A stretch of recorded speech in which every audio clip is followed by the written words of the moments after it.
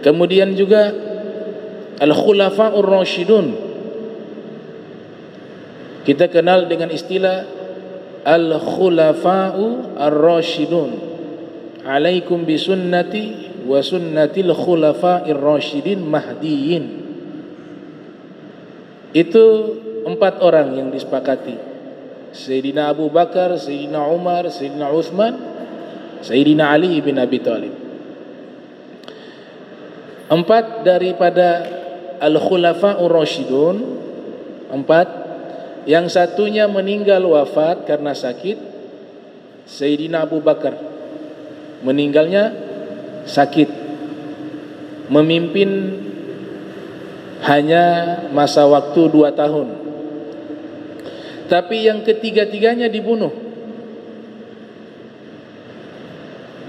Padahal ini orang-orang yang sudah disebutkan oleh Nabi Al-Khulafa'ur Rasyidun, tapi meninggalnya dibunuh. Apakah itu satu kehinaan? Enggak.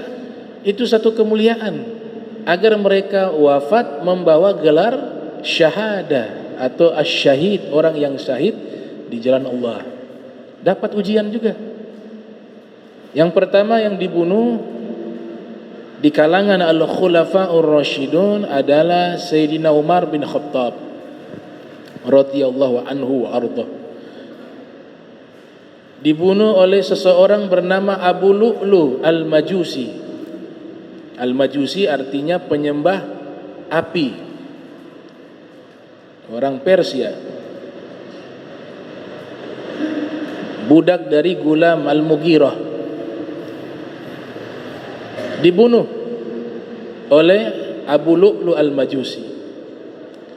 Dan peristiwa itu terjadi 23 tahun setelah hijrahnya Nabi Muhammad sallallahu alaihi wasallam.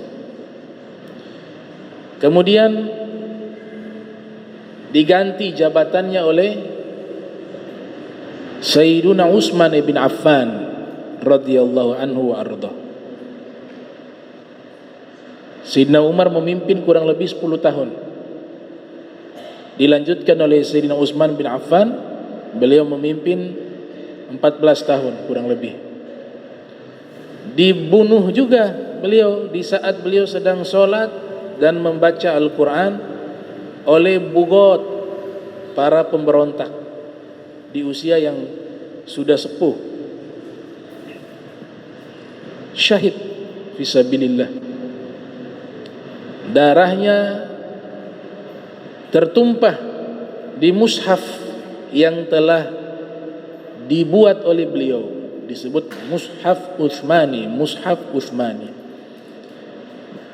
Jatuh darah beliau membasahi lembaran Al-Quran, di tengah-tengah Al-Quran, di surat Al-Kahf, di kata lembut, wal yatalattaf atau fal yatalattaf.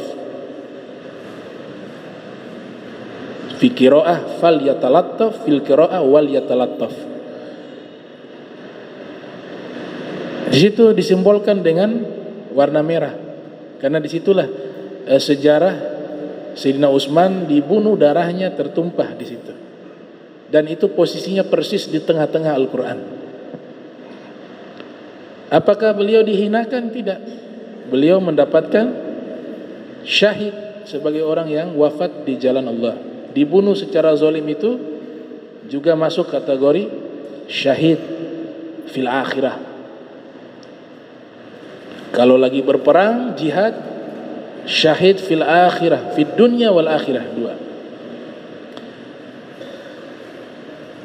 2. Adapun yang membunuh, terjadi perdebatan siapa yang membunuh. Itu banyak terjadi perdebatan. Bahkan orang-orang yang tidak bertanggung jawab memfitnah bahwa yang terlibat pembunuhan adalah, yang ikut andil di dalam membunuh Sayyidina Utsman adalah Sayyidina Ali bin Abi Thalib beserta kedua putranya Al-Hasan wal Husain. Karena di TKP itu ada Al-Hasan wal Husain, tapi mereka di depan pintu rumahnya.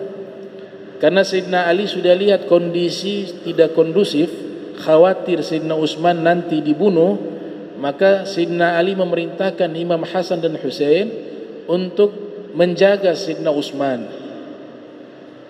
Maka kedua putra Imam Ali, mereka menjaga Sayyidina Utsman dengan posisi mereka berada di depan rumah Sayyidina Utsman dengan senjata yang lengkap.